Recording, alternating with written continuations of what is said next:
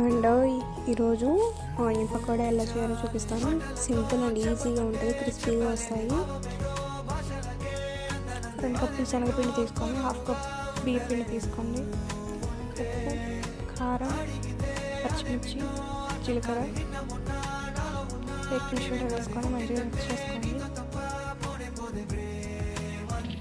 కొంచెం కొంచెం ఆనియన్ వేసుకుంటూ మంచిగా మిక్స్ చేసుకున్న తర్వాత కొంచెం కరివేపాకు వేసుకొని మళ్ళీ మిక్స్ చేసుకోండి.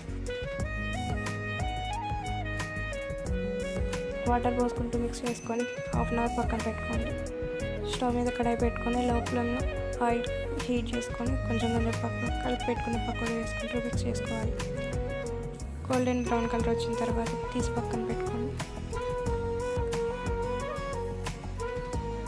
ఇలాంటి వీడియోస్ మీకు ఇంకా కావాలంటే శ్రీమతి వంటల ఛానల్ని సబ్స్క్రైబ్ చేసుకోండి. Thank you.